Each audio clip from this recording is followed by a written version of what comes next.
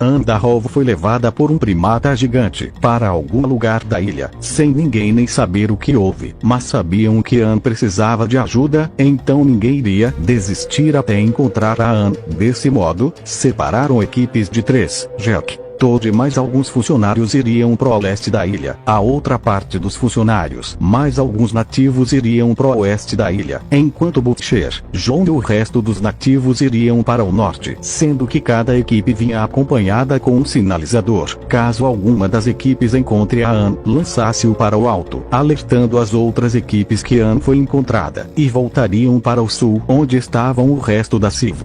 Partindo a separação, cada um foi para um lado para quem conseguisse encontrar a Anne. Ao leste, o Jack estava preocupado em encontrar a Anne, já que os dois eram bem próximos. Ele se preocupar demais em vê-la machucada, mas Toad amenizou seu desespero, dizendo que ela está bem, e que iriam procurá-la, e quem sabe, quando a encontrarem, ele possa dizer seus sentimentos a ela. E no meio da caminhada, eles se deparam com uma manada de estegossauros, que quase os atacaram por estar defendendo seus territórios. Sabendo que não dava para passar pelos estegossauros, eles deram a volta por eles. Só para se depararam com um ceratossauro, que estava caçando os estegossauros, mas foi interrompido pelos humanos, e pensou que ele seria um bom lanchinho rápido, gerando um caos frenético. Os estegossauros começaram a brigar com o ceratossauro. Alguns funcionários eram devorados e esmagados, e arteando tiros para todo lado, mas do meio das árvores o ceratossauro é abocanhando, e engolido vivo por um lagarto gigante. Esse lagarto gigante era um monstro de gorila. Provavelmente já estava vivendo ali já tem um tempo, onde os funcionários restantes fogem correndo para se proteger, e se acalmando. Toad se surpreende, tipo, o monstro de gorila estava nessa ilha durante todos esses anos. Ele não tinha desaparecido. A teoria dele ter sido morto no mar por Ogra. Mas não, ele estava vivo, e morando nessa ilha durante anos. E parando ora a pensar, se o monstro de gorila estava vivendo por aqui, o que mais está vivendo nessa ilha? Voltando pro Butcher, ele ainda não estava acreditando que John teve a audácia de se casar com sua irmã enquanto ele estava fora, e John não entendia o motivo da raiva, porque foi a Cynthia quem pediu o casamento, e isso piorou a situação para ele. Butcher não se sentia muito satisfeito em ver um amigo que era inconfiável virar seu cunhado. Ele ficou provocando o John por um momento, até que ele acidentalmente, mas bem que poderia ser de propósito, ele empurra o John, só de raiva, e faz ele cair num fosso. E ao ver que John sobreviveu à queda, mas com um braço quebrado, temendo ter acidentalmente matado seu amigo, ele pede para que um dos nativos de seu grupo descer lá embaixo e salvar o John. E quando aquele nativo estava descendo o penhasco, uma garra enorme sai de um buraco na parede do fosso, e puxa aquele nativo ora dentro, com seus gritos agoniantes de dor e desespero. E quando pelo fosso, só posso descrever como a cena foi desse jeito. E com os gritos do soldado, atraíram mais insetos gigantes pro fosso, onde o John tava com um braço quebrado, sem meios de se defender, em risco severo de ser devorado de forma dolorosa pelos insetos. Enquanto isso, na parte de cima do fosso, os nativos restantes atiravam com suas flechas nos insetos, os impedindo de chegar até o John, enquanto Butcher tacava pedras para afugentá-los. Aquilo foi o maior desespero da vida de John, quando em um momento o Butcher ficou sem pedras, as flechas dos nativos acabaram, e o braço quebrado do John começou a sangrar. Os insetos começaram a surgir em massa. Tudo parecia perdido pro John, mas do nada, alguns insetos maiores começaram a explodir do nada, e os menores começaram a recuar, quando do céu desceu um homem, usando uma armadura azul super tecnológica igual ao Homem de Ferro. Ele estava aturando nos insetos e expulsando eles para ajudar o John dentro do fosso. E quando os insetos recuaram, com seus propulsores a jato das botas, ele tira o John de dentro do fosso. Enquanto colocavam o osso do braço de John no lugar, Butcher apresentou-lhes ao Trad, vulgarmente conhecido como Máquina Azul. Ele comentou que anos atrás, quando Butcher foi parar na Ilha da Caveira, o Trad foi a figura misteriosa que o tirou do mar e o levou para a ilha em segurança, e se apresentou devidamente ao Butcher, e agora se apresentava devidamente ao John. Trad é um alienígena, mais especificadamente um Hoax, uma raça alienígena que usam armaduras super tecnológicas como soldados em uma tropa policial intergaláctica. Trad contou que ele e sua tripulação iriam pousar na Terra durante a Segunda Guerra Mundial para um contato com o resto da galáxia, mas a Alemanha lançou mísseis soviéticos em sua nave, a derrubando da atmosfera da Terra. Trad só sobreviveu porque foi colocado numa cápsula de fuga da nave, que o ejetou antes de ser atingida, e veio parar na Terra, tendo que ser obrigado a ver sua nave todos dentro dela explodir e sendo mortos, indicando que aquele planeta era inapropriado para contato extraterrestre, e nunca mais enviaram outras raças de alienígenas para aquele planeta depois disso. Mas isso é papinho para outra série. O importante é lembrar que Trad viveu na Terra durante todos estes anos. Ele observava a Siva à distância, e quando Butcher caiu em alto mar, ele decidiu o salvar e levá-lo para a Ilha da Caveira, onde ele conhecia os nativos e sabia que eles poderiam salvar sua vida. O que era mais fascinante ainda, era que John estava maravilhado com a ideia de que existe vida fora da Terra, e que Trad era, possivelmente, um aliado em potencial, porque durante 5 anos, gerou uma amizade com Butcher, ao ponto de dizer que Butcher confia mais no Trad do que no John. Acho que deu para perceber que esse episódio é o ponto mais baixo em que o John poderia chegar dentro da lore. Enquanto isso, Feral Kong levou Anne para o topo das montanhas, para sua caverna de hibernação, onde a deixou lá. Anne pensou que ele a tinha levado para devorá-la inteira, mas não foi isso que ele fez. Ele a deixou lá e não fez nada, confundindo Anne, mas não a deixando sair. Anne deveria ficar lá. Ele até arrancou uma macieira, só para lhe dar algo para comer, mas para que ela não saísse daquela caverna. E, na verdade, isso não fazia sentido para ela, mas parecia que Feral Kong a estava protegendo de alguma coisa. Enquanto isso, do outro lado da ilha, as equipes divididas continuaram procurando pela Podiano, mas nada. Quanto mais eles se aprofundavam na ilha, menos dela encontravam, mas por um lado, eles encontraram coisas cada vez mais peculiares dentro da ilha. Aos olhos de John elas eram peculiares. A ilha era um ponto absoluto no tempo pré-histórico. Criaturas que antes estavam extintas, ainda vivem naquela ilha. Dinossauros, mamíferos pré-históricos e, surpreendentemente, alguns kaijus também viviam na ilha, indicando que a Ilha da Caveira nada mais era do que um grande ponto de encontro para criaturas de todos os tipos. Era o único lugar na Terra onde os humanos modernos ainda não haviam tocado. Em um certo ponto, quase no centro da ilha, os funcionários e nativos restantes entraram em uma rede de cavernas conectadas. Era um grande labirinto por dentro, mas todos levavam ao mesmo lugar. A fonte da juventude eterna, uma cachoeira sem fim que brilhava em um azul claro deslumbrante. Dizia-se que todos que não apenas bebessem dela, mas também tocassem ou entrassem em contato com essa água, viveriam para sempre com a mesma idade física que tinham assim que entrassem em contato com a água. Era como se a água entrasse no DNA da pessoa e paralisasse as células envelhecidas do corpo, e a pessoa nunca mais envelheceria, permanecendo com a mesma idade física para sempre. É claro que ainda poderiam morrer por causas naturais, como doenças e armas, mas não envelheceriam mais e, com isso, viveriam jovens para sempre ou até o momento de sua morte prematura. Isso era garantido. E não vou simplesmente mentir e dizer que esta fonte da juventude é apenas um dispositivo que inventei para evitar matar meus personagens humanos, porque sim, é para isso que ela serve. Não só isso, mas também a torna um imã. Como se a Ilha da Caveira fosse cobiçada por causa desta fonte, e a natureza selvagem da ilha fosse, na verdade, obstáculos e desafios apenas para chegar a esta fonte.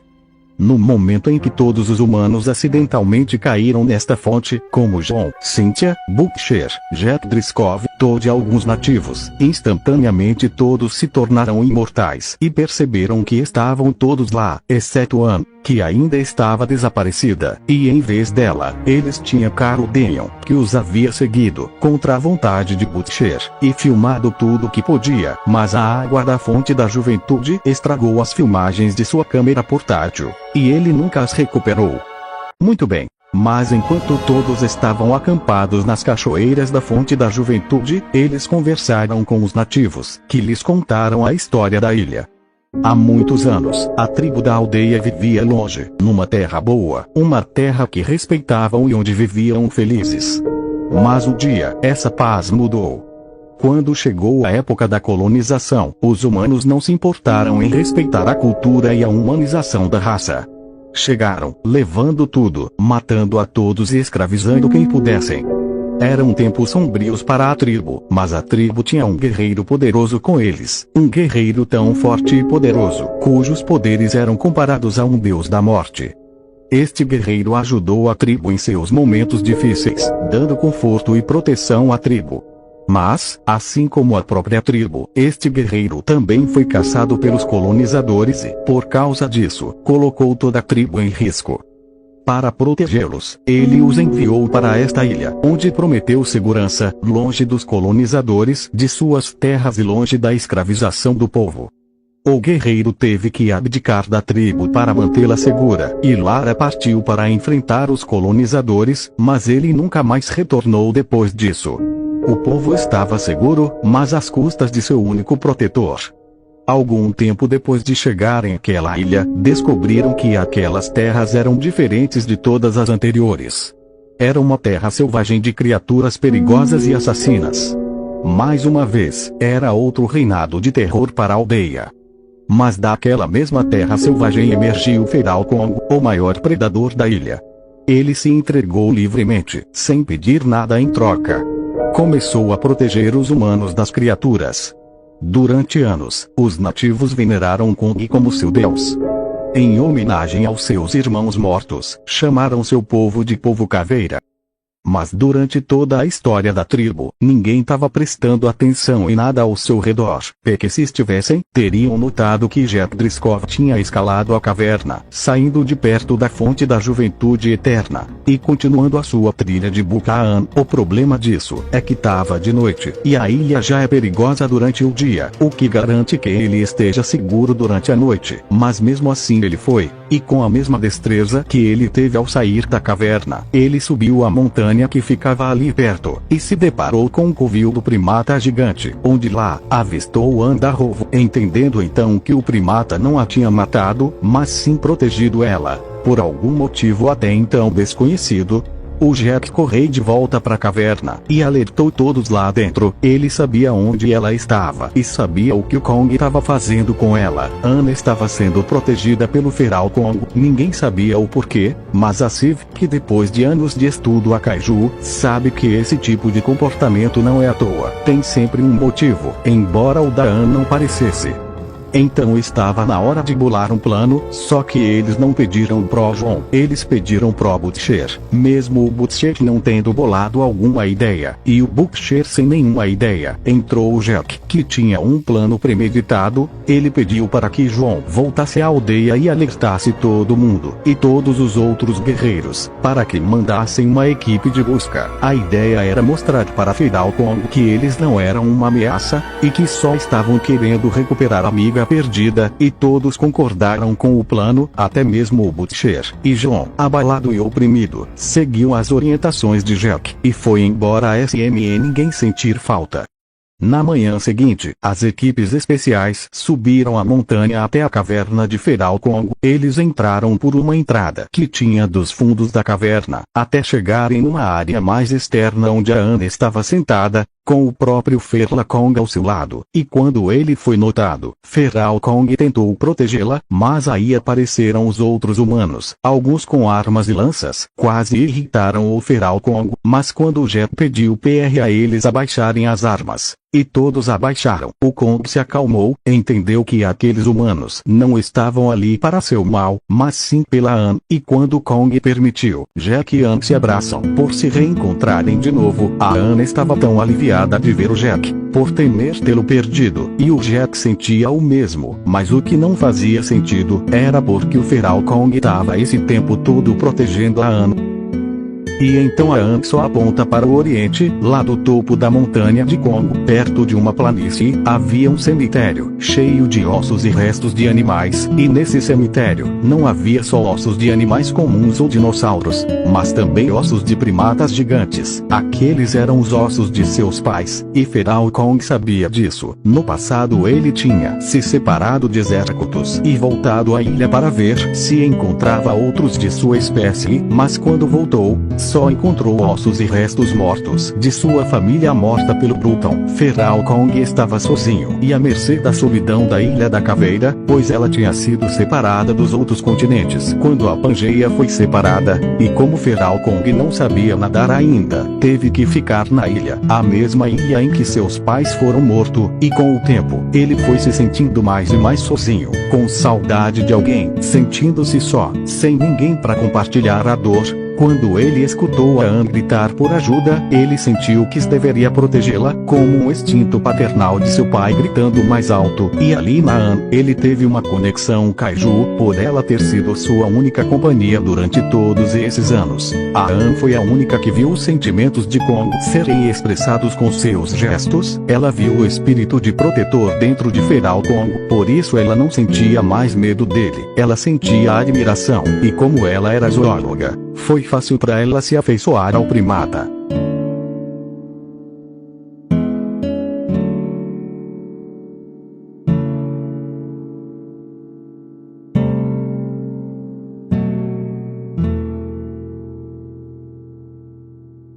Mas Jack disse que já estava na hora de partir, e que o lugar de Anne não era na ilha com o Congo, aquela ilha era muito perigosa para ela, e se ela continuasse com ele, ela eventualmente causaria a morte dele tal qual como a Anne fez no King Kong original, que para quem não sabe, foi ela que causou a morte do Congo, não o exército americano, mas enfim. Quando eles voltaram à tribo com a Anne de volta, todos se maravilharam. Estavam felizes por ela ainda estar viva. E a tribo da Caveira selou uma união com a Civ com uma festa. Só não estavam mais felizes do que a Anne estar viva, mas como também o Butcher, que disse que iria voltar para Civ e voltar a assumir os negócios de onde ele parou. O que todo mundo concordou sem pensar dias vezes. Todos estavam felizes, ou quase todos.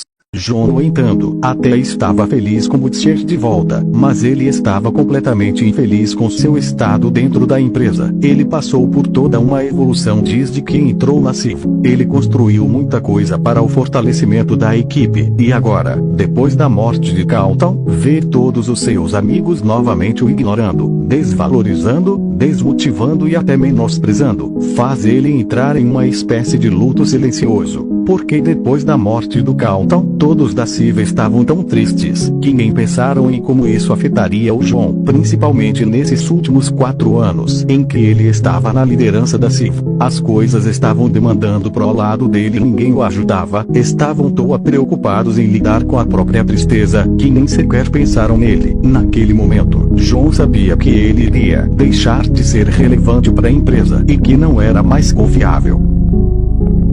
Mas então, enquanto ele estava sozinho no barco, refletindo só, ele recebe um telefonema anônimo. Era o presidente dos Estados Unidos, que ligou para ameaçar o John. Acontece que durante aquela missão na Ilha da Caveira, de resgatar a Anne e encontrar a fonte da juventude, estava sendo tudo monitorando.